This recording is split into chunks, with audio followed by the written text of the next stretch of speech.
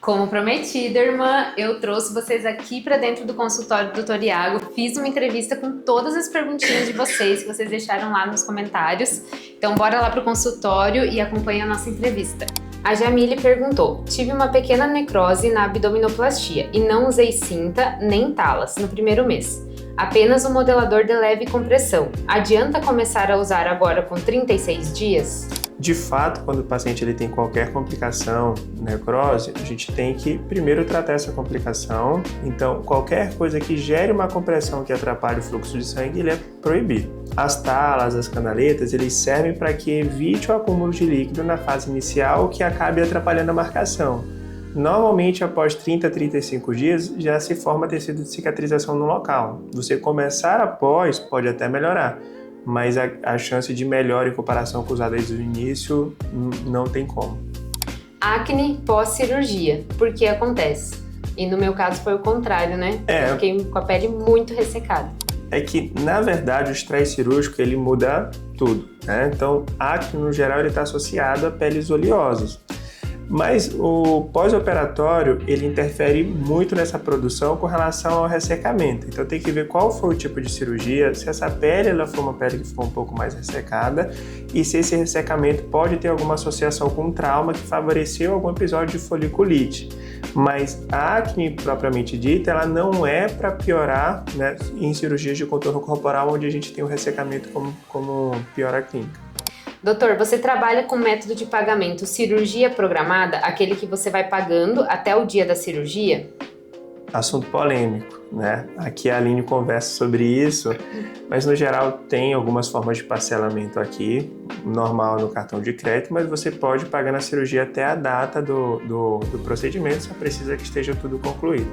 A gente não chama de cirurgia programada, mas a ideia ela existe aqui também.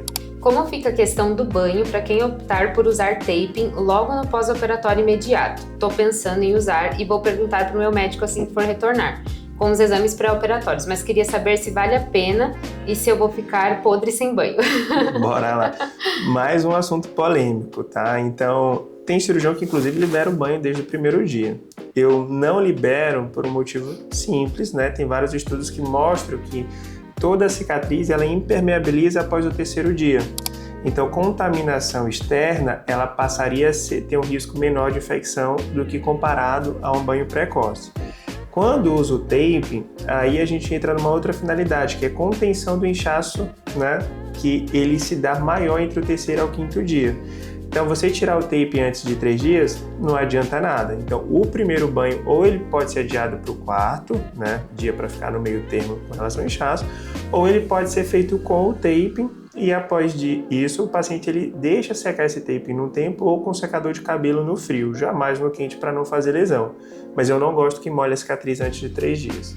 Por que a remodelação costal foi proibida no Brasil? Assunto polêmico, tá? Então, não foi proibida, tá? Esse termo não existe. A remodelação costal é um procedimento recente, tá? Tem 3 anos de que foi inventado e desde então tem surgido vários artigos científicos que mostram a segurança e eficácia do procedimento. Só que inicialmente a Câmara Técnica do CREMESP considerou que é um tempo curto para se avaliar todas as complicações, mesmo com as publicações científicas que já existiam. E a Sociedade Brasileira, que é a favor do procedimento, se posicionou contra, teve um debate, o procedimento voltou a não ter nenhuma restrição. Nesse mesmo período, o CFM, que é o Conselho Federal de Medicina, emitiu um parecer baseado no parecer técnico do Conselho Regional de São Paulo, que também sugeria que havia necessidade de mais estudos antes de começar a fazer esse trabalho amplamente. Só que está baseado num parecer que já foi derrubado, né? E aí está em disputa política, né, com relação entre o CFM e a Sociedade Brasileira de Cirurgia Plástica, para que esse parecer contrário caia. Mas isso não é uma proibição, isso é uma recomendação de se aguardar mais estudos para fazer. Mas isso esse termo proibição não existe. Com o peso que tenho e altura, pode fazer lipo? 1,56 centímetros e 71 quilos. Olha, só de calcular deve dar um IMC acima de 30, tá? Então, primeiro ponto. Cirurgia de contorno corporal não é cirurgia para emagrecer.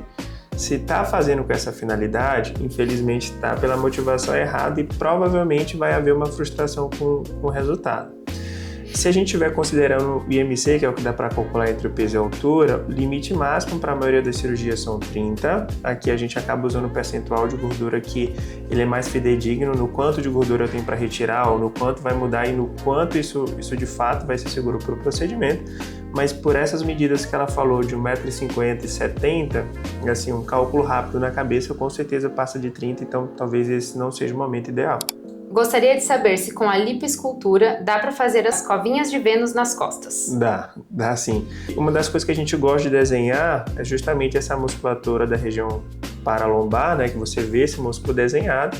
O único detalhe é que se eu desenho bem essa musculatura, aquele furinho que essas pacientes gostam, ele acaba perdendo a 100% a nitidez porque eu vou mostrar a musculatura toda. Mas se é o desejo ter só essa covinha, dá para fazer também. É possível aumentar os seios com gordura corporal? É possível, mas a gente tem que ter ideia do resultado que você espera. A gordura, ela serve para aumentar, mas não serve para dar forma, tá? Até porque uma gordura é um tecido líquido, ele é mole, então você preenche naquele local, mas ele vai funcionar como uma bolsa. Aquela bolsa vai escorrer. E a gente ainda tem um limite do quanto coloca. Se o desejo do aumento do paciente é por formato, né, um formato com linha de decote, colo um pouco mais desenhado, gordura ela não entrega isso, tá? Agora, eu não quero ter silicone, eu tenho raiva ou tenho medo da doença do silicone, quero ter uma mama natural, só que maior, dá para fazer com o limite máximo de até 200 ml por vez. Inclusive eu queria um peito, há muito tempo atrás eu queria um peito natural, e aí comecei a olhar os resultados e gostei muito mais do colo marcado, e hoje uma reclamação que eu vejo muito lá nos meus comentários são as meninas reclamando justamente do colo que quando saiu da cirurgia estava super marcado, que nem o meu, e aí depois de um tempo ele cedeu e ficou natural e elas não queriam que ele ficasse natural. E isso a gente percebe que mama, eu costumo dizer que é a cirurgia mais ingrata, e tudo que tem várias formas de fazer, como na cirurgia mamária, é porque nenhuma delas é consenso, né? Então, mesmo quando a gente parte por uma prótese, ela pode ser atrás do músculo, que é a minha preferência por manter a prótese um pouquinho mais alta, mas ela pode ser na frente do músculo também. O problema é que se eu tenho uma estrutura pesada onde só a pele vai segurar, é uma incerteza muito grande ao longo do pós enquanto o tempo ela desce. Uma das coisas que a gente tem que avaliar muito nessa consulta é o que a pessoa espera do resultado. A mamoplastia redutora quando os seios são maiores que as costas. Qual o tipo de corte para uma cicatriz mais discreta? Provavelmente ela deve estar se referindo a uma paciente que tem uma extensão lateral da mama muito grande. Só que a mama, na verdade, ela termina na linha axilar anterior. Então, basicamente, se você fechar o braço, onde esse braço fecha, ali é onde termina a mama de fato. Dali para frente é a gordura de lateral do tórax. Então, pacientes que têm essa região muito que se diz, aumentadas, é ideal que seja feita uma lipoaspiração dessa região. Primeiro, para você conseguir dar o contorno para a mama. Segundo, para que não seja necessário estender muita cicatriz. Mas uma coisa que os pacientes têm que ter em mente é que a cicatriz ela é proporcional ao tamanho de queda da mama e flacidez. Se você joga uma cicatriz de menos, infelizmente você vai deixar pele a mais. Existem até algumas técnicas que a gente usa, e eu faço bastante técnica de cicatriz reduzida, como a plastin L, só que quanto maior essa flacidez, né, vai ser necessário maior acomodação desse implante, maior risco de uma cicatriz seja desfavorável, ter umas dobrinhas na pele que o paciente pode se incomodar. Então, se a mama é muito grande, infelizmente ou felizmente, uma cicatriz inteira, ele acaba indo melhor. E para quem não teve filhos nem flacidez, o que é necessário para fazer lipo nos flancos e costas? Qual o IMC? Esqueça o IMC, tá? A lipo não é cirurgia para emagrecer, é cirurgia para contorno. E quanto mais próximo do peso ideal, melhor o resultado vai ficar.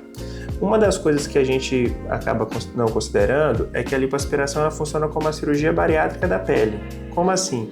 Essa pele ela era espessa, tinha uma prega cutânea de 50 milímetros. Se você usasse um adipômetro, no final ela vai ficar em torno de 8 no pós-operatório. Então é como se essa pele ela reduz 4 a 5 vezes a espessura. Então mesmo que você não esteja vendo a flacidez hoje, essa flacidez ela vai existir quando esvaziar. Então essa pele ela vai ter um aspecto um pouco mais de solto. Então, a flacidez ela é sempre maior do que aquilo que eu estou vendo. E quanto maior a variação que essa pele vai ter, maior é o grau de flacidez e maior o risco de flacidez residual no pós. Então, hoje, o que eu considero para uma lipo, o IMC, né, se a gente estivesse falando próximo ao ideal, então até 27 o paciente consegue, no geral, ter um resultado muito bom. Passou disso, ele pode até ter um resultado seco, mas com risco de ter uma flacidez residual maior. E uma coisa que falam muito lá no meu perfil e que elogiam muito é o meu umbigo. Como que faz para ficar com o umbigo daquele jeito? Todo mundo consegue ficar com o umbigo igual o meu? É uma questão muito genética? Isso é uma pergunta que sempre aparece lá, sobre o meu umbigo. Bora lá, de fato, o umbigo ele tem muitas variáveis, né, na cirurgia. Querendo ou não, ele acaba sendo a assinatura do cirurgião. Existem algumas coisas que eu costumo falar muito, que é com relação à cicatriz, é o que torna ela bonita ou feia. O que torna uma cicatriz bonita ou feia, ela é ser uma cicatriz aparente, exposta. Quando eu procuro fazer uma cicatriz de umbigo, é isso que eu procuro, é tentar esconder onde essa cicatriz está. Então, ao contrário da maioria das pessoas que acabam prendendo o umbigo na própria pele, eu prendo a pele dentro da musculatura, jogo a cicatriz lá para dentro e só acomodo onde é o umbigo naquela região. Então, onde a cicatriz de fato existe, ela não é uma cicatriz que está visível a quem olha de longe, a quem olha perto, dando um ar de naturalidade. Porque se tu for olhar teu umbigo antes de operada, né, antes de vir flacidez, de vir tudo aquilo, o centro ele é enrugado, ele é feio, mas não tem cicatriz nenhuma em volta. Então eu costumo brincar que é uma cicatriz feia que é necessária. Então eu acho que a chave do segredo, ela tá em esconder a cicatriz, né? Quando você percebe onde está essa linha de costura, né, de sutura, o umbigo ele acaba ficando menos estigmatizado. E com certeza eu nunca recebi tanto elogio do meu umbigo. Eu nunca tive um umbigo tão elogiado na minha vida. E acredita, e esse é o maior medo até de quem faz abdominoplastia. Sim, nossa, eu não quero de jeito nenhum. E também sobre o formato da cicatriz. Primeiro, me perguntaram no direct, qual o nome da cirurgia quando ela vem até aqui a lateral como a minha? E também a questão do formato da cicatriz, que gerou muita polêmica lá, alguns outros médicos se posicionando, né, sobre isso. Que o senhor deixa a gente escolher o formato, se a gente quer ela mais oval ou se a gente quer usar ela mais retinha. Todo mundo pode fazer ela mais retinha ou oval ou não, depende do paciente, e qual que é o nome também, se tem algum nome. Então, primeiro pela extensão da cicatriz, né?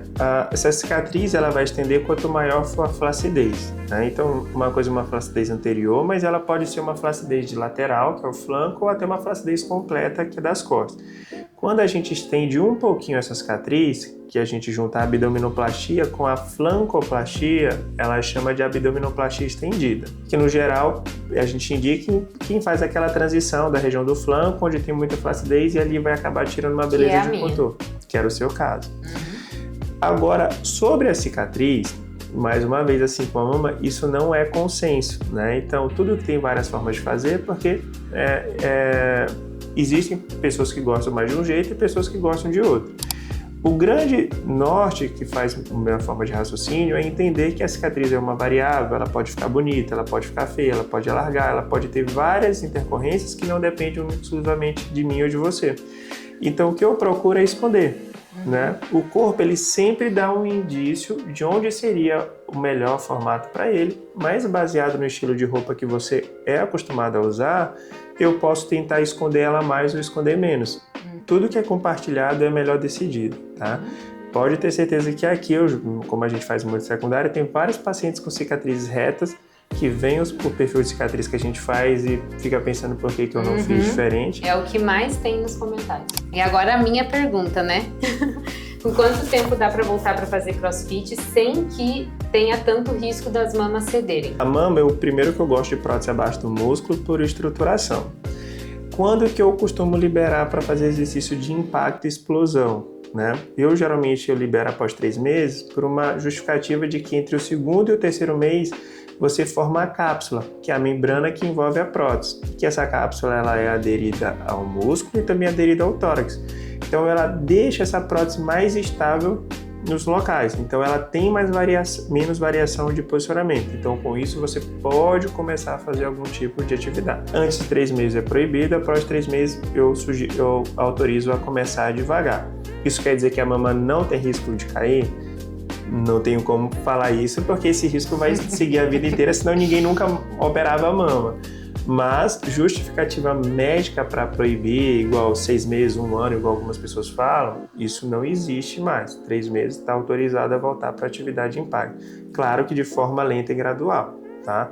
Não sair hoje e voltar a fazer o que já fazia ontem. Que aí vai ter problema de saúde, vai romper músculo, aí não pode, mas não tem problema mais. Hoje eu já te libero. Tá certo, são essas as dúvidas. Obrigada, doutor. Imagina que é isso, eu que agradeço, tá bom?